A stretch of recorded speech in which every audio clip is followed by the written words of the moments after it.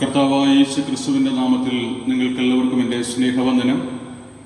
MKM CSI Perumpazhuthoor ഇടവകയായി ക്രമീകരിച്ചിരിക്കുന്ന ഈ പ്രത്യേകമായ ആരാധനയിലേക്ക് നിങ്ങളെ ഏവരെയും വളരെയേറെ സന്തോഷത്തോടുകൂടെ സ്വാഗതം ചെയ്യുന്നു.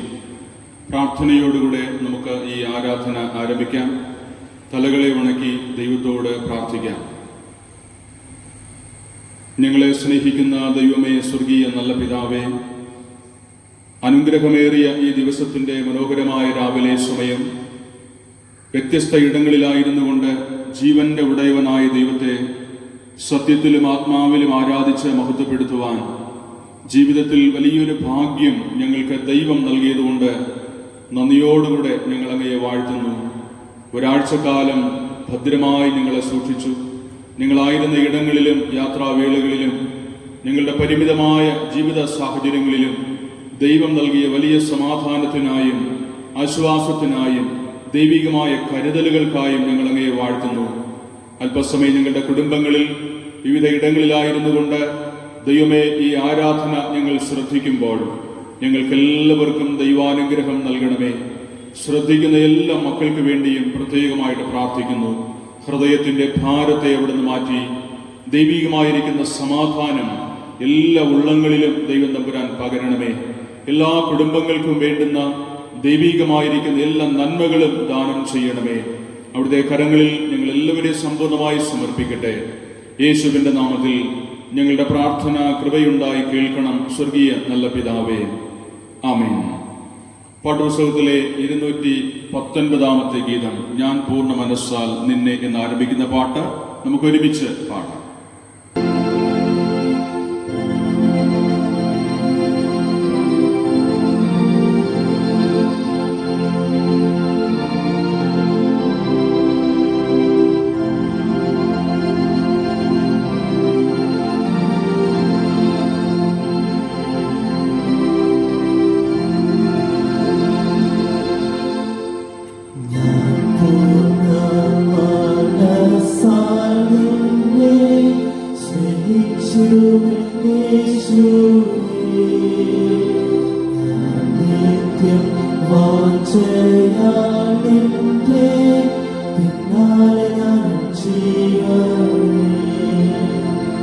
in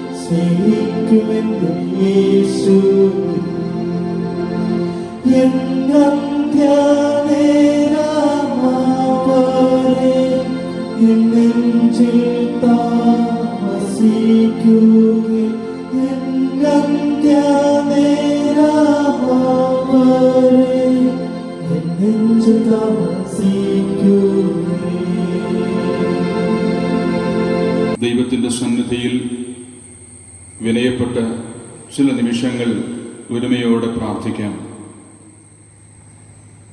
ഒരാഴ്ചക്കാലം കൂടി ഭൂമുഖത്ത് പാർക്കുവാൻ സർവശക്തനായ ദൈവം വലിയൊരു ഭാഗ്യം നമ്മുടെ ജീവിതത്തിൽ തന്ന് അനവധിയായ നന്മകളെ തന്ന് അനുഗ്രഹങ്ങളെ തന്ന് നമ്മെ സ്നേഹിച്ചിരിക്കുന്നു. അനേകായിരങ്ങൾക്ക് ലഭിക്കാത്ത വലിയ ഭാഗ്യം, വലിയ പദവി, വലിയ സന്തോഷം ജീവിതത്തിൽ അനുഭവിക്കുവാൻ ദൈവം നമ്മെ ഒരുപാട് സ്നേഹിച്ചു. എന്നാൽ ദൈവം നമ്മെ സ്നേഹിച്ച ആ വലിയ സ്നേഹത്തിനൊത്തവണ്ണം നമുക്ക് ദൈവത്തെ സ്നേഹിക്കുവാൻ കഴിയാതെ പോയിട്ടുണ്ട്. ദൈവസന്നിധിയിൽ നിന്നും അകന്നുപോയ അനവധി നിമിഷങ്ങൾ നമ്മുടെ ജീവിതത്തിൽ ഉണ്ടായി. നമ്മുടെ വാക്കുകളിൽ, നമ്മുടെ ചിന്തകളിൽ, നമ്മുടെ വ്യത്യസ്തങ്ങളായ നോട്ടങ്ങളിൽ, പ്രവർത്തനങ്ങളിലൊക്കെയും വന്നുപോയിരിക്കുന്ന എല്ലാ തെറ്റുകളും, ദൈവസന്നിധിയിൽ നാം ചെയ്തു പോയിരിക്കുന്ന പാപങ്ങളും ഹൃദയംഗമായ അനുതാപത്തോടുകൂടെ, മഹാസങ്കടത്തോടുകൂടി ദൈവത്തിൻ്റെ സന്നിധിയിൽ ഏറ്റുപറഞ്ഞ് പ്രാർത്ഥിക്കാം.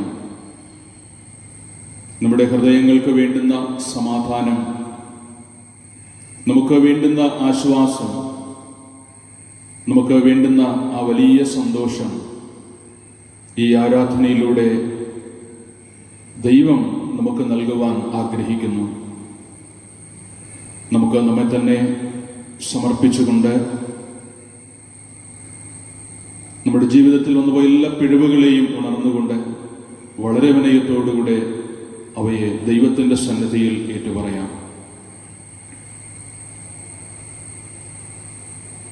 ഇളയ മകൻ പറഞ്ഞു, അപ്പാ, ഞാൻ സ്വർഗത്തോടും നിന്നോടും പാപം ചെയ്തിരിക്കുന്നു. ഇനിമേൽ അങ്ങയുടെ മകൻ എന്ന് വിളിക്കപ്പെടുവാൻ ഞാൻ യോഗ്യനല്ല. അതുകൊണ്ട് അതിൻ്റെ കൂലിക്കാരിൽ ഒരുത്തനെ പോലെ എന്നെ ആക്കണമേ. ആ വലിയ സങ്കടമുള്ള പ്രാർത്ഥന സ്നേഹമുള്ള അപ്പൻ കേട്ടു. അവനെ കണ്ടപ്പോൾ തന്നെ ഓടിച്ചെന്ന് അവനെ കെട്ടിപ്പിടിച്ച് മനോഹരമായ ഭവനത്തിനകത്തേക്ക് കൂട്ടിക്കൊണ്ടുപോയി വലിയ സന്തോഷമുള്ള വിരുന്നിൻ്റെ ഭാഗമായി പ്രിയപ്പെട്ട മകനെ വലിയൊരു അതിഥിയായി സ്വീകരിപ്പാൻ ഇടയായി തീർന്നു. ഇന്നും ഈ വാത്സല്യ പിതാവിൻ്റെ സ്നേഹം തീർന്നു പോയിട്ടില്ലല്ലോ. ആരാണോ ഈ പിതാവിൻ്റെ സ്നേഹത്തെ അറിഞ്ഞ് ഈ പിതാവിൻ്റെ അരികിലേക്ക് മടങ്ങി വരിക, അവരെ ഇരു കൈകളും നീട്ടി സ്വീകരിപ്പാൻ ഈ സ്നേഹമുള്ള അപ്പൻ, സ്വർഗത്തിലെ അപ്പൻ നമുക്കായി കാത്തിരിക്കുന്നു. നാമായിരിക്കുന്ന ഇടങ്ങളിൽ ദൈവസന്നിധിയിലേക്ക് കണ്ണുകൾ ഉയർത്തുവാൻ ചില നിമിഷങ്ങൾ നമ്മൾ വേർതിരിക്കുമ്പോൾ, പ്രിയമുള്ളവരെ, നിങ്ങളെ സ്വർഗത്തിലെ ദൈവം കാണുന്നു. നിങ്ങളുടെ ഹൃദയത്തെ അവൻ അറിയുന്നു. നിങ്ങളുടെ വേദനകളെ, നിരാശകളെ അവൻ അറിയുന്നു. ഇത് ശ്രദ്ധിക്കുന്ന സമയത്ത് അപ്രതീക്ഷിതമായ ഒരു സമാധാനത്തിൻ്റെ, സന്തോഷത്തിൻ്റെ, ദൈവസ്നേഹത്തിൻ്റെ അനുഭവം നിങ്ങളുടെ ഹൃദയങ്ങളിലേക്ക് വരുന്നത് അനുഭവിച്ച് അറിയുവാൻ ഇടയായിത്തീരും. മനസ്സൊരുക്കത്തോടുകൂടെ ദൈവത്തോട് പ്രാർത്ഥിക്കാം. ആരാധനക്രമം 9-ാമത്തെ പേജിലെ പ്രത്യേകമായ പ്രാർത്ഥന. സർവശക്തിയും മഹാകരുണയുമുള്ള പിതാവേ, നിങ്ങൾ കാണാതെ പോയ ആടുകളെ പോലെ അങ്ങയുടെ വഴികളിൽ നിന്ന് തെറ്റി ചിന്നിയിരിക്കുന്നു. ഞങ്ങളുടെ സ്വന്തം ഹൃദയങ്ങളിലെ വിചാരങ്ങളെയും മോഹങ്ങളെയും അനുസരിച്ച് ഞങ്ങൾ നടന്നിരിക്കുന്നു. ഞങ്ങൾ ചെയ്യേണ്ട കാര്യങ്ങൾ ചെയ്യാതെ, ചെയ്യരുതാത്ത കാര്യങ്ങൾ ഞങ്ങൾ ചെയ്തിരിക്കുന്നു. ഞങ്ങൾക്ക് സൗഖ്യമില്ല. എന്നാലും കർത്താവേ, ഞങ്ങളോട് കരുണയുണ്ടായി ഞങ്ങളുടെ കുറ്റങ്ങൾ ക്ഷമിക്കണമേ. പാപി മരിക്കണമെന്നല്ല, അവൻ ദുഷ്ടത വിട്ട് തിരിഞ്ഞു ജീവിക്കണമെന്ന് മാത്രം അങ്ങ് ആഗ്രഹിക്കുന്നു എന്ന് ഞങ്ങൾ അറിയുന്നു. ദയയുള്ള പിതാവേ, ഞങ്ങൾ അനുതാപ ഹൃദയങ്ങളോടെ അങ്ങിലേക്ക് തിരിയുന്നു. ഞങ്ങളുടെ കർത്താവായ യേശു ക്രിസ്തുവിൽ അങ്ങ് ഞങ്ങൾക്ക് അറിയിച്ചിരിക്കുന്ന കരുണയുള്ള വാഗ്ദത്തങ്ങളിൽ ഞങ്ങൾ ആശ്രയിക്കുന്നു. ഞങ്ങളുടെ പാപഭാരം നീക്കി മോചന നിശ്ചയം ഞങ്ങൾക്ക് നൽകണമേ. ഇനിമേൽ അങ്ങയുടെ പരിശുദ്ധ നാമത്തിന്റെ മഹത്വത്തിനായി ജീവന്റെ പുതുക്കത്തിൽ ഞങ്ങൾ അങ്ങയെ സേവിക്കേണ്ടതിന് സഹായിക്കണമേ. അങ്ങയുടെ രക്ഷയുടെ സന്തോഷം ഞങ്ങൾക്ക് തരണമേ. ഞങ്ങളെ സ്നേഹിച്ച് ഞങ്ങൾക്ക് വേണ്ടി തന്നെത്താൻ ഏൽപ്പിച്ചു കൊടുത്ത ഞങ്ങളുടെ കർത്താവായ യേശു ക്രിസ്തു മൂലം ഇതെല്ലാം ഞങ്ങൾ യാചിക്കുന്നു. ആമേൻ. ഒരുത്തൻ പാപം ചെയ്തുവെങ്കിലും നീതിമാനായ യേശു ക്രിസ്തു എന്ന കാര്യസ്ഥൻ നമുക്ക് പിതാവിന്റെ അടുക്കൽ ഉണ്ട്. അവിടെ നമ്മുടെ പാപങ്ങൾക്ക് പ്രായശ്ചിത്തമാകുന്നു. പ്രിയമുള്ളവരെ, നമ്മുടേതിന് മാത്രമല്ല, സർവ്വലോകത്തിന്റെ പാപത്തിനും തന്നെ ദൈവം നൽകുന്ന ഈ വലിയ പാപക്ഷമ ഹൃദയംഗമായി സ്വീകരിച്ചുകൊണ്ട് ദൈവത്തിന്റെ സന്നിധിയിൽ നമുക്കെല്ലാവർക്കും ദൈവത്തിന് സ്തോത്രം അർപ്പിക്കാം. നമ്മുടെ ആത്മാർത്ഥമായ ഹൃദയം നുറുങ്ങിയ കണ്ണുനീരോടുകൂടിയ പ്രാർത്ഥനകൾക്ക് മറുപടിയുണ്ട്. വിശ്വാസത്തോടുകൂടെ ദൈവം നൽകുന്ന ഈ വലിയ പാപക്ഷമയുടെ സന്തോഷം സ്വീകരിച്ചുകൊണ്ട് ഹൃദയത്തിന്റെ ആഴത്തിൽ നിന്ന് നമുക്ക് ദൈവത്തിന്റെ സന്നിധിയിൽ സ്തോത്രം സ്തോത്രം സ്തോത്രം അർപ്പിക്കാം. കർത്താവേ, ഞങ്ങളോട് അവിടുന്ന് മനസ്സലിയുന്ന ദൈവമാണ്, ഞങ്ങളോട് കരുണ കാണിക്കുന്ന ദൈവമാണ്. അത് ഞങ്ങൾ പൂർണ്ണമായും അറിയുന്നു, ഞങ്ങൾ വിശ്വസിക്കുന്നു. ഞങ്ങളുടെ ഉള്ളത്തിൽ നൽകിയ ആ വലിയ സന്തോഷത്തിനായി, ദൈവകൃപയ്ക്കായി നന്ദിയോടെ ഞങ്ങൾ അങ്ങയെ സ്തോത്രം ചെയ്ത് സ്തുതിച്ച് പ്രാർത്ഥിക്കുന്നു. ഞങ്ങളെ കേൾക്കണം സ്വർഗീയ നല്ല പിതാവേ. ആമേൻ. 85-ാം സങ്കീർത്തനം നമുക്ക് ഒരുമിച്ച് വായിക്കാം. 85-ാം സങ്കീർത്തനം.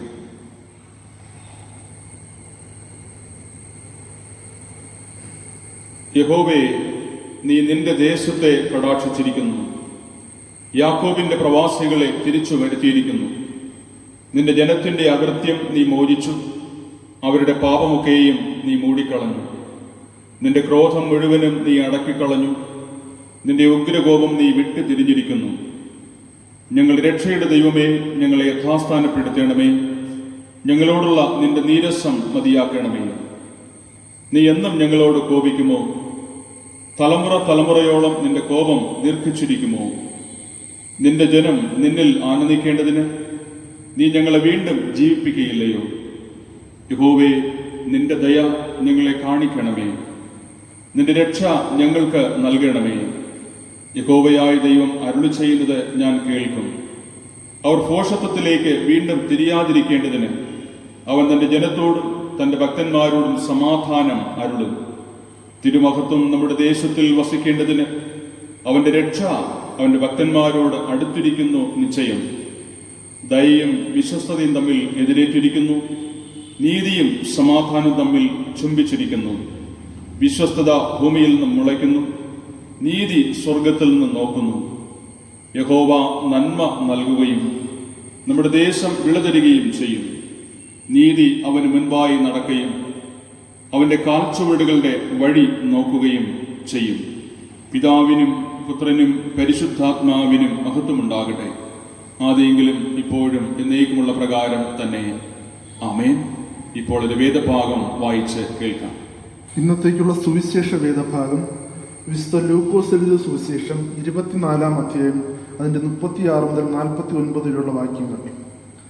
വിശുദ്ധ ലൂക്കോസ് എഴുതിയ സുവിശേഷം 24-ാം അധ്യായം അതിന്റെ 36 മുതൽ 49 വരെയുള്ള വാക്യങ്ങൾ. ഇങ്ങനെ അവർ സംസാരിച്ചു കൊണ്ടിരിക്കുമ്പോൾ അവൻ അവരുടെ നടുവിൽ നിന്ന് നിങ്ങൾക്ക് സമാധാനം എന്ന് പറഞ്ഞു. അവർ ഞെട്ടി ഭയപ്പെട്ടു, ഒരു ഭൂതത്തെ കാണുന്നു എന്ന് അവർക്ക് തോന്നി. അവൻ അവരോട്, നിങ്ങൾ കലങ്ങുന്നതെന്ത്? നിങ്ങളുടെ ഹൃദയത്തിൽ സംശയം പൊങ്ങുന്നതും എന്ത്? ഞാൻ തന്നെയാവുന്നു എന്ന് എൻ്റെ കൈയും കാലും നോക്കി അറിവിൻ. എന്നെ തൊട്ടു നോക്കുവിൻ. എന്നിൽ കാണുന്നത് പോലെ ഭൂതത്തിന് മാംസവും അസ്ഥിയും ഇല്ലല്ലോ എന്ന് പറഞ്ഞു. ഇങ്ങനെ പറഞ്ഞിട്ട് അവൻ കൈയും കാലും അവരെ കാണിച്ചു. അവർ സന്തോഷത്താൽ വിശ്വസിക്കാതെ അതിശയിച്ചു നിൽക്കുമ്പോൾ അവരോട്, തിന്നുവാൻ വല്ലതും ഇവിടെ നിങ്ങളുടെ പക്കൽ ഉണ്ടോ എന്ന് ചോദിച്ചു. അവർ ഒരു ഖണ്ഡം വറുത്ത മീനും തേൻകട്ടയും അവൻ കൊടുത്തു. അത് അവൻ വാങ്ങി അവർ കാണുകയെ തിന്നു. പിന്നെ അവൻ അവരോട്, ഇതാകുന്നു നിങ്ങളോടുകൂടെ ഇരിക്കുമ്പോൾ ഞാൻ പറഞ്ഞ വാക്ക്. മോശയുടെ ന്യായപ്രമാണത്തിലും പ്രവാചക പുസ്തകങ്ങളിലും സങ്കീർത്തനങ്ങളിലും എന്നെക്കുറിച്ച് എഴുതിയിരിക്കുന്നതൊക്കെയും നിവൃത്തിയാകണം എന്നുള്ളത് തന്നെ എന്ന് പറഞ്ഞു.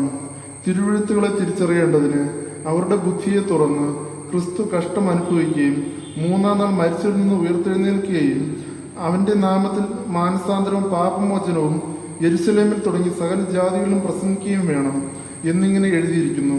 ഇതിന് നിങ്ങൾ സാക്ഷികളാവുന്നു. എന്റെ പിതാവ് വാഗ്ദത്തം ചെയ്തതിനെ ഞാൻ നിങ്ങളുടെ മേൽ അയക്കും. നിങ്ങളോ ഉയരത്തിൽ നിന്ന് ശക്തി ധരിക്കുവോളം നഗരത്തിൽ പാർപ്പൻ എന്നും അവരോട് പറഞ്ഞു. ഈ വായിച്ചിട്ട് വിശുദ്ധ വേദഭാഗത്താൽ ദൈവം നമ്മെ സമൃദ്ധി അനുഗ്രഹിക്കുമാറാട്ടെ. ആമേൻ. പ്രിയമുള്ളവരെ, ഈ മനോഹരമായ ആരാധന വേളയിൽ അല്പസമയത്തെ തിരുവചന ധ്യാനത്തിനായി നാം പ്രാർത്ഥനയോടുകൂടെ ഒരുങ്ങുകയാണ്. ലോകത്തെ മുഴുവൻ ഗ്രസിച്ചിരിക്കുന്ന കൊറോണ വൈറസ്, ഇത് മുഖാന്തരം മനുഷ്യനെ ബാധിച്ചിരിക്കുന്ന ഏറ്റവും വലിയ ഭയം അത് മരണഭയമാണ്.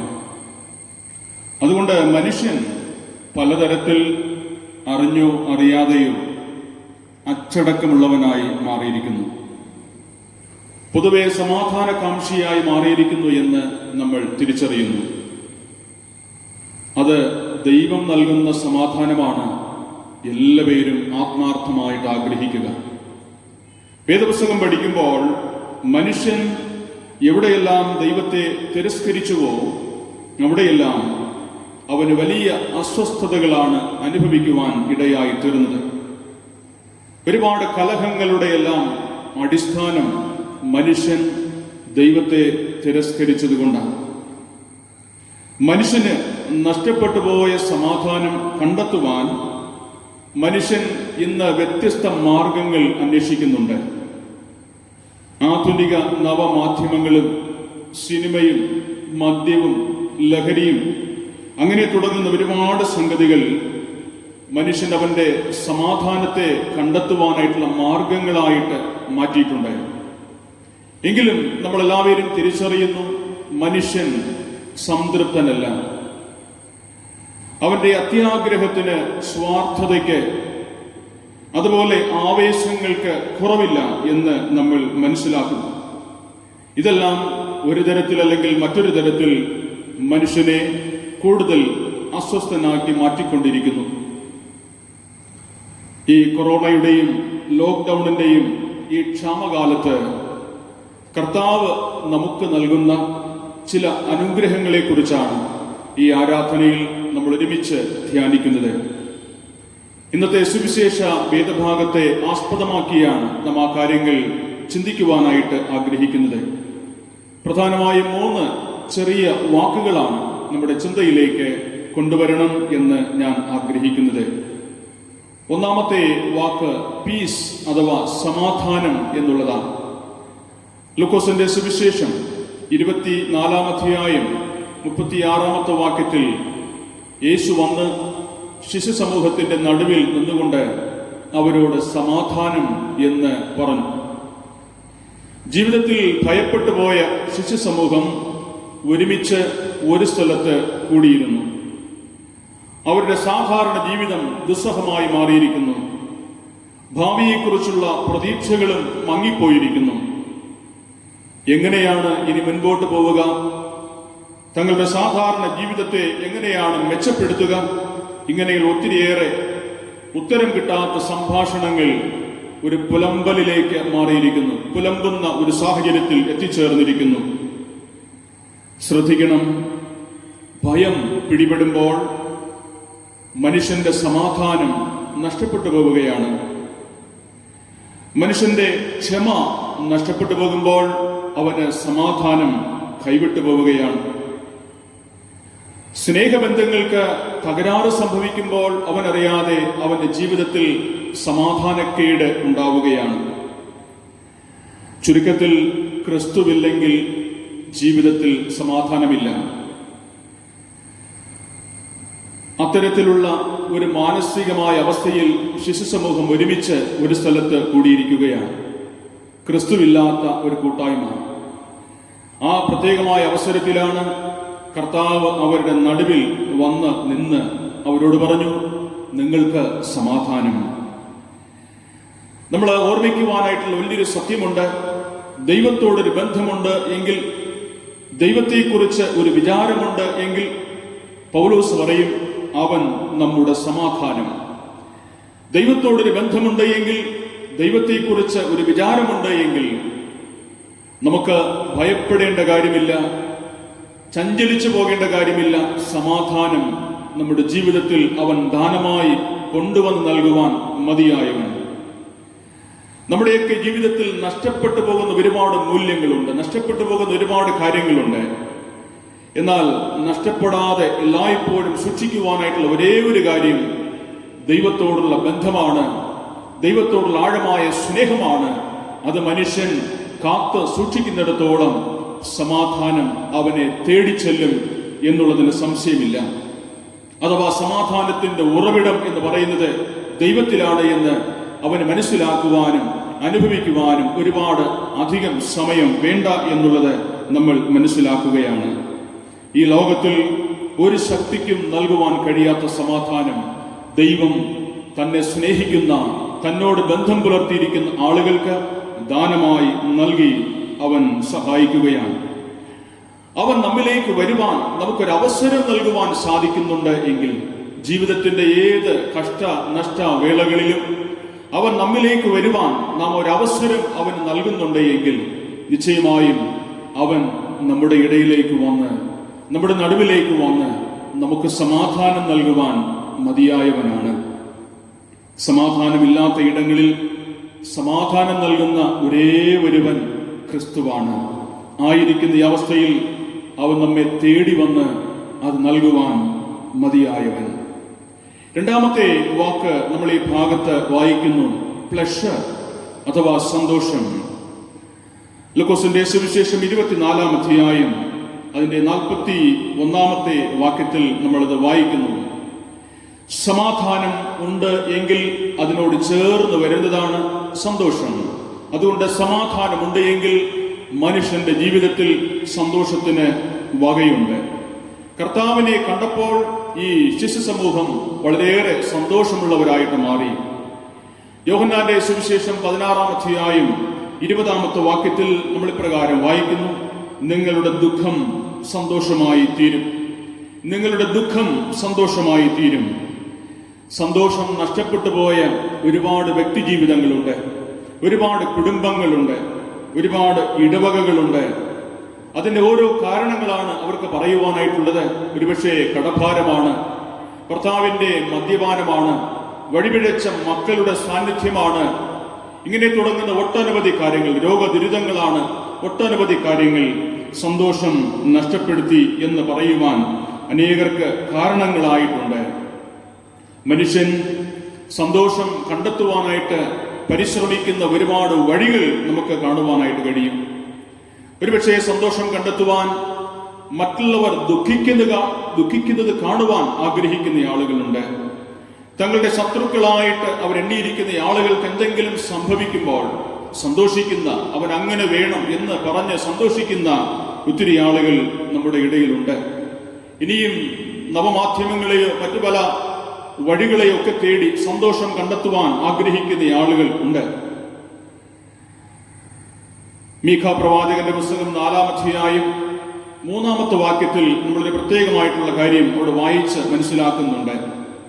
ദൈവത്തിന്റെ സാന്നിധ്യം അനുഭവിച്ചറിയുന്ന ആളുകൾക്ക് ഉണ്ടാകുന്ന വലിയ സന്തോഷത്തിന്റെ അനുഭവത്തെക്കുറിച്ച് അവിടെ വിവരിക്കുന്നുണ്ട്. അവിടെ പറയുന്ന വാക്യം ഇങ്ങനെയാണ്, അവർ തങ്ങളുടെ വാളുകളെ കുഴുക്കളായും കുന്തങ്ങളെ വാക്കത്തികളായും അടിച്ച് തീർക്കും എന്നവിടെ രേഖപ്പെടുത്തിയിട്ടുണ്ട്. എന്ന് പറയുമ്പോൾ നമ്മൾ ശ്രദ്ധിക്കുവാനായിട്ടുണ്ട്, അടുത്തു നിന്നും ദൂരെ നിന്നും ഉപദ്രവിക്കുവാൻ കഴിയുന്ന ആയുധങ്ങളെ കൃഷിക്ക് ഉപയോഗമുള്ള ആയുധങ്ങളാക്കി തീർക്കുക. അടുക്കയിൽ നിന്ന് ഉപദ്രവിക്കാനുള്ള ആയുധമുണ്ട് വാള്, ദൂരെ നിന്ന് ഉപയോഗിക്കുവാനായിട്ടുള്ള ആയുധമുണ്ട് കുന്തം. അപ്പോൾ ഈ മാരകമായ ആയുധങ്ങളെ കൃഷിക്ക് അനുയോജ്യമായ ആയുധങ്ങളായിട്ട് അടിച്ച് തീർക്കുക എന്നുള്ളതാണ്. അവിടെ പിന്നെ വൈരാഗ്യമില്ല, ശത്രുതയില്ല, പകയില്ല, ആരെയെങ്കിലും പകവീട്ടി സന്തോഷിക്കുവാനായിട്ടുള്ള സാധ്യതയില്ല. പകരം പൊതു നന്മയ്ക്കായി തങ്ങളുടെ കരങ്ങളിലുള്ള ആയുധങ്ങളെ ഉപയോഗിക്കുവാൻ കഴിയുന്ന ഇടത്ത് വലിയ സന്തോഷമുണ്ട് എന്ന് പ്രവാചകൻ പറഞ്ഞ് അവിടെ രേഖപ്പെടുത്തിയിട്ടുണ്ട്. ആരെയെങ്കിലും തോൽപ്പിച്ചുള്ള സന്തോഷമല്ല നമുക്ക് ഇന്ന് ആവശ്യമായിരിക്കുന്നത്. നമ്മിൽ നിന്ന് നഷ്ടപ്പെടാത്ത സന്തോഷം, നമ്മിൽ നിന്ന് തീർന്നു പോകാത്ത, അസ്തമിച്ചു പോകാത്ത സന്തോഷമാണ് നമുക്ക് ആവശ്യമായിരിക്കുന്നത്. ജീവിതത്തിൽ ലഭിച്ച നന്മകളിൽ സന്തോഷിക്കുന്ന ഒത്തിരി പേരുണ്ട്. അത് നഷ്ടപ്പെട്ടു പോകുമ്പോൾ ദുഃഖിക്കുന്ന അനേകരെ നമ്മൾ കാണും. എന്നാൽ നമ്മിൽ നിന്ന് ഒരിക്കലും മാഞ്ഞു പോകാത്ത സന്തോഷം, ഏത് തരത്തിലുമുള്ള അവസ്ഥയിലും സന്തോഷിക്കുവാൻ കഴിയുന്ന ഒരു മനസ്സ് നമുക്ക് അനിവാര്യമാണ്, നമുക്ക് ആവശ്യമാണ്. അത് നൽകുന്നത് യേശു ക്രിസ്തുവാണ്. ക്രിസ്തുവിലൂടെയാണ് നമ്മളത് കണ്ടെത്തുവാനായിട്ട് കഴിയുക. ശിഷ്യന്മാരുടെ ജീവിതത്തിൽ സകല സാധ്യതകളും സകല സ്രോതസ്സുകളും നഷ്ടപ്പെട്ടു പോയി. നിരാശയിലും ദുഃഖത്തിലും വേദനയിലുമായിരുന്നു. എന്നാൽ ക്രിസ്തുവിനെ കണ്ടെത്തുന്ന സമയത്ത് അവരുടെ ജീവിതത്തിൽ എന്തെന്നില്ലാത്ത അത്ഭുതവും സന്തോഷമുണ്ടായി എന്ന് വചനം നമ്മെ ഓർപ്പിക്കുകയാണ്. യോഹന്നാന്റെ സുവിശേഷം 16-ാം അധ്യായം 22-ാമത്തെ വാക്യത്തിൽ അവിടെ രേഖപ്പെടുത്തിയിട്ടുണ്ട്, ആരും എടുത്തു കളയാത്ത സന്തോഷം. ആ സന്തോഷം നിങ്ങളിൽ നിന്ന് ആരും എടുത്തു കളയുകയില്ല. ക്രിസ്തുവിനെ കണ്ടെത്തുമ്പോൾ ലഭിക്കുന്ന സന്തോഷം, ക്രിസ്തു ഉള്ളത്തിൽ ഉണ്ട് എന്ന് അനുഭവിച്ചറിയുവാൻ കഴിയുമ്പോൾ ലഭിക്കുന്ന സന്തോഷം, ഇത് ആരും എടുത്ത് കളയുകയില്ല. ഇന്നത്തേക്കുള്ള ലേഖന വേദഭാഗം അപ്പോസ്തലനായ പൗലോസ് ഫിലിപ്പിയർക്ക് ലേഖനം എഴുതുമ്പോൾ 4-ാമത്തെ അധ്യായം 4-ാമത്തെ വാക്യം മുതൽ രേഖപ്പെടുത്തിയിട്ടുണ്ട്, കർത്താവിൽ എപ്പോഴും സന്തോഷിപ്പീൻ, കർത്താവിൽ എപ്പോഴും സന്തോഷിപ്പീൻ, സന്തോഷിപ്പീൻ എന്ന് പിന്നെയും ഞാൻ നിങ്ങളോട് പറയുന്നു. ഇത് സാധാരണ സംഭവിക്കുന്ന ഒരു സംഗതിയല്ല, എല്ലാവർക്കും സംഭവിക്കുന്ന ഒരു കാര്യമല്ല. എന്നാൽ ഏത് സമയത്തും, ഏത് വേദനയിലും, ഏത് നിരാശയിലും, ഏത് ദുഃഖത്തിലും സന്തോഷിക്കുവാൻ കഴിയുക എന്നുള്ളത് ഒരു ദൈവ പൈതലിന്റെ ഏറ്റവും ശ്രേഷ്ഠമായ ഒരു സ്വഭാവമാണ്. അവൻ പറയും, എന്റെ ഉള്ളത്തിൽ എന്റെ കർത്താവ് എന്നോട് കൂടെയുണ്ട്, എന്റെ ഉള്ളത്തിൽ എന്റെ കർത്താവ് എന്നോട് കൂടെയുണ്ട്, എന്റെ കുടുംബത്തിൽ എന്റെ കർത്താവ് എന്നോട് കൂടെയുണ്ട്, എന്റെ രോഗങ്ങളിൽ എന്റെ കർത്താവ് എന്നോട് കൂടെയുണ്ട്, ഈ നഷ്ടങ്ങളിലും വേദനകളിലും നിരാശകളിലും എന്റെ കർത്താവ് എന്നോട് കൂടെയുണ്ട്. അതുകൊണ്ട് ഞാൻ കർത്താവിൽ സന്തോഷിക്കുന്നു, അതുകൊണ്ട് ഞാൻ കർത്താവിൽ സന്തോഷിക്കുന്നു എന്ന് ഒരു ദൈവ പൈതൽ വളരെ സന്തോഷത്തോടുകൂടെ പറയുവാൻ ഇടയായിത്തീരും. അതുകൊണ്ട് ഈ നാളുകളിൽ ദൈവം തമ്പുരാൻ നമ്മെ ഓർമ്മിപ്പിക്കുന്ന, നമ്മെ ആശീർവദിക്കുന്ന ഒരു അനുഗ്രഹമാണ് സന്തോഷം. 3, ദൈവം നമുക്ക് നൽകുന്ന അനുഗ്രഹങ്ങളിൽ ഏറ്റവും പ്രധാനപ്പെട്ട ഒന്ന് പവർ ഓഫ് ഹോളി സ്പിരിറ്റ്, ശക്തി. ലൂക്കോസിന്റെ സുവിശേഷം 24-ാം അധ്യായം 49-ാമത്തെ വാക്യത്തിൽ നമ്മളത് വായിക്കുന്നുണ്ട്, നിങ്ങൾ ശക്തി ലഭിക്കുവോളം നഗരത്തിൽ പാർപ്പി. ദൈവികമായ ശക്തിക്കായ ഒരു കാത്തിരിപ്പിന്റെ അനുഭവത്തെക്കുറിച്ച് കർത്താവ് തന്റെ പ്രിയപ്പെട്ട ശിഷ്യന്മാരോട് ആലോചനയായിട്ട് പറയുകയാണ്.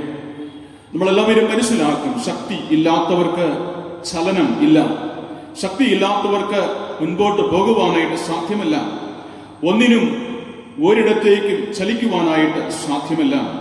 ശിഷ്യർക്കുള്ള ശക്തിയില്ലായ്മ അവരെ മുറിക്കുള്ളിൽ തന്നെ ഇരിക്കുവാനായിട്ട് പ്രേരിപ്പിച്ചു. എവിടേക്കും പോകാനായിട്ട് കഴിയുന്നില്ല. വാതിലടച്ച് മുറിക്കുള്ളിൽ ഇരിക്കുന്ന ശിശു സമൂഹത്തെ നമ്മൾ കാണുമ്പോൾ മനസ്സിലാക്കും, ശക്തി ക്ഷയിച്ചു പോയ, ശക്തി ഇല്ലാതെയായി പോയ ഒരു സമൂഹത്തിന്റെ പരിതാപകരമായ അവസ്ഥ. ഇങ്ങനെയുള്ള ഒരുപാട് ആളുകളെ ഇന്നും നമ്മൾ കാണുന്നുണ്ട്. നമ്മൾ അറിയുന്നുണ്ട്, ക്രിസ്തുവില്ലാതെ ഫലകരമായ പ്രവൃത്തികളില്ല, ഫലകരമായ ശുശ്രൂഷകളില്ല. ക്രിസ്തുവിന്റെ ശക്തിയില്ലാതെ ഒരു തരത്തിലുമുള്ള വിജയവുമില്ല എന്ന് തിരുവചനം വളരെ വ്യക്തമായി പഠിപ്പിക്കുന്നു. നമ്മുടെ എല്ലാ പേരുടെയും അനുഭവം കൂടെയാണ്. യോഹന്നാന്റെ സുവിശേഷം 15-ാം അധ്യായത്തിൽ നമ്മളത് വായിക്കുന്നുണ്ട്, എന്നെ പിരിഞ്ഞ് നിങ്ങൾക്ക് ഒന്നും ചെയ്യുവാൻ സാധ്യമല്ല. നമ്മുടെ പലപ്പോഴുമുള്ള ശക്തി നമ്മൾ ശ്രദ്ധിക്കുന്നത് അധികാരത്തിന്റെയും സമ്പത്തിന്റെയും ആൾബലത്തിന്റെയും പേരിലുള്ള ശക്തിയാണ് നമ്മൾ എല്ലായ്പ്പോഴും ശ്രദ്ധിക്കുവാൻ ആഗ്രഹിക്കുന്നത്. ഒരുപക്ഷെ ശിഷ്യന്മാരെ സംബന്ധിച്ചിടത്തോളം അത് കഴിഞ്ഞ 3.5 വർഷത്തോളം ക്രിസ്തുവിനോട് കൂടെ നടന്ന് അവരനുഭവിച്ചതാണ്. ആൾബലം, ക്രിസ്തു ഉള്ളപ്പോൾ അധികാരത്തിന്റെ ശക്തി, സാമ്പത്തികമായ മേഖലയിലുള്ള ശക്തി ഇതെല്ലാം അനുഭവിച്ചറിഞ്ഞതാണ്. ഇത് നഷ്ടപ്പെട്ടു പോയി എന്നുള്ള ദുഃഖം അവരെ നിരാശയിലേക്ക് കൊണ്ടുവന്നു. ഇതൊന്നും അവരെ ഇപ്പോൾ സഹായിക്കുവാനായിട്ട് പര്യാപ്തമല്ല, ഇതൊന്നും അവരുടെ കൈവശമില്ല എന്ന് പറയുമ്പോൾ സാമ്പത്തികമായ സ്രോതസ് നഷ്ടപ്പെട്ടു പോകാം, അധികാരത്തിന്റെ ബലം, അധികാരത്തിന്റെ ശക്തി നഷ്ടപ്പെട്ടു പോകാം, ആൾബലം, അതിന്റെ ശക്തി നഷ്ടപ്പെട്ടു പോകാം. മനുഷ്യൻ ഏതുമില്ലാത്തവനായി മാറ്റപ്പെടുന്ന ഒരു സാഹചര്യമുണ്ട്. ശിഷ്യന്മാരത് മാതൃകയായിട്ട് നമ്മുടെ മുൻപിൽ കാണിച്ചു തരികയാണ്. അങ്ങനെ എല്ലാ നിലകളിലുള്ള ഭൗതികമായ ശക്തി ക്ഷയിച്ചു പോയപ്പോൾ യേശു കർത്താവ് അവരുടെ അരികിലേക്ക് വന്ന് അവരെ ശക്തീകരിക്കുകയാണ്. തന്റെ ആത്മാവിനാൽ അവരെ ശക്തീകരിക്കുകയാണ്. നിർജീവരായി പോയ ശിശു സമൂഹത്തിന് ഒരു പുതിയ ജീവന്റെ അനുഭവത്തെ നൽകി അവരെ സഹായിക്കുകയാണ്. തുടർന്ന് എഴുന്നേൽക്കാൻ, പുറപ്പെടാൻ, പ്രവർത്തികളിൽ, ശുശ്രൂഷകളിൽ ഏർപ്പെടാൻ ദൈവം തമ്പുരാൻ അവരെ ശക്തീകരിച്ച് ഒരുക്കുന്നു എന്ന് നമ്മൾ വായിക്കുന്നുണ്ട്. അതുകൊണ്ട് നമുക്കെല്ലാവർക്കും ഈ നാളുകളിൽ അനിവാര്യമായിരിക്കുന്ന ശക്തി എന്ന് പറയുന്നത് പരിശുദ്ധാത്മാവിന്റെ ശക്തിയാണ്, ദൈവികമായ ശക്തിയാണ്. ഈ ലോകത്തിൽ നിലനിൽക്കുവാൻ, ജീവിക്കുവാൻ നമുക്ക് ആവശ്യമായിരിക്കുന്നത് ദൈവികമായ ശക്തിയാണ്. അത് നമ്മിൽ നിന്നും ചോർന്നു പോകാതെ, തീർന്നു പോകാതെ എല്ലായ്പ്പോഴും നിറഞ്ഞിരിക്കേണ്ടുന്നതും അനിവാര്യമാണ്. യെശയ്യാവിന്റെ പ്രവചനം 40-ാം അധ്യായം 29 മുതൽ 31 വരെയുള്ള വാക്യങ്ങളിൽ നമ്മളത് ശ്രദ്ധിക്കുന്നുണ്ട്. ഒടുവിലായിട്ട് പ്രവാചകൻ അവിടെ പറയുന്നുണ്ട്, യഹോവയ്ക്കായി കാത്തിരിക്കുന്നവർ ശക്തിയെ പുതുക്കും, അവർ കഴുകന്മാരെ പോലെ ചിറകടിച്ച് കയറും എന്നുള്ളത്. കർത്താവിന് വേണ്ടി കാത്തിരിക്കുക, കർത്താവിന്റെ ശക്തിക്ക് വേണ്ടി കാത്തിരിക്കുക, അവന്റെ വചനത്തിൽ ആശ്രയിച്ച് പ്രാർത്ഥനാപൂർവം കാത്തിരിക്കുക. അവർ ഒരു നാളും ശക്തി ക്ഷയിക്കാത്തവരായി ജീവിതത്തിന്റെ ഏത് പ്രതിസന്ധികളെയും, ഏത് ബലഹീനമായ അവസ്ഥകളെയും, ഏത് തരത്തിലുള്ള പ്രശ്നങ്ങളെയും കൈകാര്യം ചെയ്യുവാൻ, തരണം ചെയ്യുവാൻ ഇവരെല്ലാവരും വളരെയേറെ സന്തോഷമുള്ളവരായിരിക്കും. തളർന്നു പോവുകയില്ല. കാരണം തങ്ങളുടെ ഉള്ളത്തിൽ നിറച്ചിരിക്കുന്നത് അത് ദൈവികമായ ശക്തിയാണ്. ഈ ലോകത്തിൽ കെട്ടുപോകുന്ന, നഷ്ടപ്പെട്ടു പോകുന്ന ശക്തിയല്ല. ദൈവികമായ ശക്തിയുള്ളവന് ഈ ലോകത്തിൽ നാണിക്കേണ്ടതില്ല, ലജ്ജിക്കേണ്ടതില്ല, തളരേണ്ടതില്ല എന്ന് ദൈവം തമ്പുരാൻ നമ്മെ ഒന്നുകൂടെ ഓർപ്പിക്കുകയാണ്. നമ്മൾ പറഞ്ഞ് തുടങ്ങിയതുപോലെ വേദനയിലും നിരാശയിലും ഒന്നുമില്ലായ്മയിലും ഒക്കെ ആയിരിക്കുന്ന നമുക്ക് ഈ നാളുകളിൽ വേണ്ടുന്നത് ഈ 3 കുഞ്ഞു വാക്കുകളിലൂടെ ലഭിക്കുന്ന അനുഗ്രഹമാണ്. അത് ദൈവത്തിന്റെ വലിയ അനുഗ്രഹമാണ്. ദൈവികമായ സമാധാനം, ദൈവികമായ സന്തോഷം, ദൈവികമായ ശക്തി. ഇത് നൽകുവാൻ സർവശക്തനായ കർത്താവ് മതിയായവനാണ്. നമുക്കെല്ലാവർക്കും അവൻ ദാനമായിട്ട് നൽകുവാൻ മതിയായവനാണ്. നമ്മായിരിക്കുന്ന കുടുംബങ്ങളിൽ ഒരുപക്ഷെ സഭകളിൽ വന്ന് ദൈവത്തെ ആരാധിക്കുവാനും ആരാധനകളിൽ പങ്കുകൊണ്ട് ദൈവാനുഗ്രഹം പ്രാപിക്കുവാനൊക്കെ നമുക്ക് പരിമിതികളുണ്ട്. എങ്കിലും നമ്മളായിരിക്കുന്ന ഭവനങ്ങളിൽ ദൈവസന്നിധിയിൽ കാത്തിരിക്കുമ്പോൾ, കർത്താവിനായി അവസരം നൽകുമ്പോൾ, അവൻ നമ്മിലേക്ക് വരുവാൻ ഒരു വഴി നാം തുറന്നു കൊടുക്കുമ്പോൾ ഈ വലിയ സമാധാനം നമ്മുടെ സ്വന്തമായി മാറുകയാണ്. ഈ വലിയ സന്തോഷം നമ്മുടെ ജീവിതത്തിന്റെ സ്വന്തമായി മാറുകയാണ്. ഈ ശക്തി നമ്മുടെ സ്വന്തമായി മാറും എന്നുള്ളതിന് സംശയമില്ല. അത് സ്വീകരിച്ചുകൊണ്ട് ഈ ക്ഷാമകാലത്തെ നേരിടുവാൻ ദൈവത്തിൽ ആശ്രയിക്കാം, ദൈവസന്നിധിയിൽ വിനയപ്പെടാം. അതിന് ദൈവത്തിന്റെ പരിശുദ്ധാത്മാവ് പ്രിയമുള്ളവരെ നമ്മെ എല്ലാവരെയും സഹായിച്ച് അനുഗ്രഹിക്കുമാറാകട്ടെ. ആമേൻ. പ്രാർത്ഥനയ്ക്കായി നമ്മുടെ തലകളെ വണക്കാം. ദൈവത്തോട് ചില നിമിഷങ്ങൾ ഒരുമിച്ച് പ്രാർത്ഥിക്കാം. ഒരവസരം കൂടെ ദൈവത്തിന്റെ പരിശുദ്ധാത്മാവ് നമുക്ക് ദാനമായി നൽകി നമ്മെ സ്നേഹിച്ചിരിക്കുന്നു. ലോകത്തെ നാം നോക്കിയാൽ സങ്കടമുണ്ട്.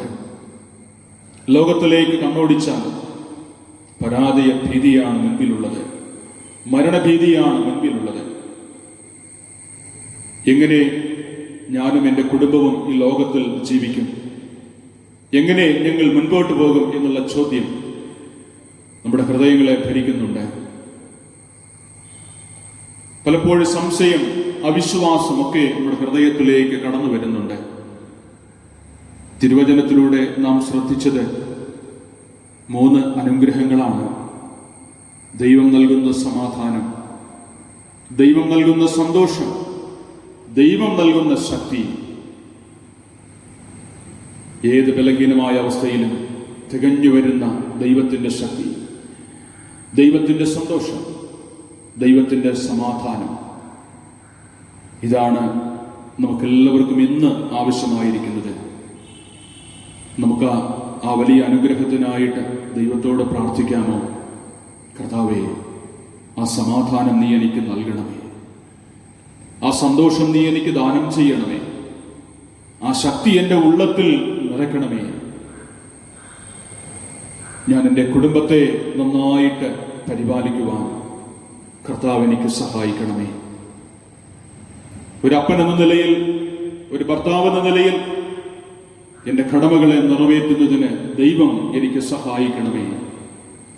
ഒരു അമ്മ എന്ന നിലയിൽ, ഭാര്യ എന്ന നിലയിലൊക്കെ കുടുംബത്തിൽ ആയിരുന്നു കൊണ്ട് എൻ്റെ ചുമതലകളെ നിറവേറ്റാൻ കർത്താവ് എനിക്ക് സഹായിക്കണമേ. ഞങ്ങൾ കുടുംബജീവിതത്തിൽ തളർന്നു പോകല്ലേ, ഞങ്ങൾ അവിശ്വാസികളായി തീരല്ലേ. ദൈവീകമായ സന്തോഷം ഞങ്ങളുടെ കുടുംബത്തെ ഭരിക്കട്ടെ. ദൈവത്തിന്റെ വലിയ സാന്നിധ്യം കൊണ്ട് ഞങ്ങളുടെ കുടുംബങ്ങളെ നിറയ്ക്കണമേ. മക്കൾക്ക് ദൈവത്തോട് പ്രാർത്ഥിക്കാം, കർത്താവേ, ഞങ്ങൾ നല്ല മക്കളായി ജീവിക്കട്ടെ. നന്നായിട്ട് പഠിക്കുവാൻ ദൈവം ഞങ്ങൾക്ക് കൃപ നൽകണമേ. അനുസരണയുള്ള മക്കളായി, മാതൃകയുള്ള മക്കളായി, ദൈവകൃപയുള്ള മക്കളായി വളരുന്നതിനും പഠിക്കുന്നതിനും കർത്താവ് ഞങ്ങൾക്ക് സഹായിക്കണമേ. ഈ നാളുകളിൽ ജോലികൾക്ക് വേണ്ടി കാത്തിരിക്കുന്ന മക്കൾ, കുടുംബജീവിതത്തിലേക്ക് പ്രവേശിക്കുവാൻ കാത്തിരിക്കുന്ന പ്രിയ സഹോദരങ്ങൾ, കുടുംബജീവിതത്തിൽ മകൻ ഒരു കുഞ്ഞ് ലഭിച്ചില്ലല്ലോ എന്ന വലിയ സങ്കടത്തോടുകൂടി ആയിരിക്കുന്ന സഹോദരങ്ങൾ, ഭവനരഹിതരായിരിക്കുന്ന പ്രിയപ്പെട്ടവർ, കടഭാരങ്ങളാൽ വലയുന്ന പ്രിയപ്പെട്ടവർ, അങ്ങനെ ജീവിതത്തിന്റെ നിർണായകമായ ഒരുപാട് വേദനകളിൽ, ഒരുപാട് സങ്കടങ്ങളിൽ അകപ്പെട്ട് കഴിയുന്ന എല്ലാവരും ദൈവത്തോട് പ്രാർത്ഥിക്കട്ടെ. ദൈവമേ, ഞങ്ങളുടെ എല്ലാ അവസ്ഥകളിലും നീ ഞങ്ങൾക്ക് സഹായിക്കണമേ. തക്കതായ സമയത്ത് ഞങ്ങളുടെ ജീവിതത്തിൽ വേണ്ടുന്ന നന്മ ഞങ്ങൾ കണ്ട് ദൈവത്തെ സ്തുതിപ്പാൻ കൃപ ഞങ്ങൾക്ക് നൽകണമേ. ഇനിയും രോഗികളായിട്ട് ചില ആളുകൾ ഭവനങ്ങളിലും ആശുപത്രിയുടെ അവസ്ഥയിലൊക്കെ കഴിയുന്നുണ്ട്. മാരകമായ രോഗം പിടിപെട്ട് സർജറിക്ക് വിധേയരായി കഠിനമായ ചികിത്സകൾ സ്വീകരിച്ച് വളരെ ഭാരത്തോടും വളരെ നിരാശയോടും കഴിയുന്നുണ്ട്. ദൈവമേ, നീ ഇവർക്ക് ആശ്വാസം നൽകണമേ. അവരുടെ കണ്ണുനീര് തുടയ്ക്കണമേ. അവരുടെ വേദനകളിൽ വേണ്ടുന്ന ദൈവീകമായ ആശ്വാസം പകരണമേ. അവർക്ക് വേണ്ടിയും നാം പരസ്പരം ദൈവത്തോട് പ്രാർത്ഥിക്കണം. ഈ ക്ഷാമകാലത്ത് പലതരത്തിലാണ് ആളുകൾ ബുദ്ധിമുട്ടുന്നത്.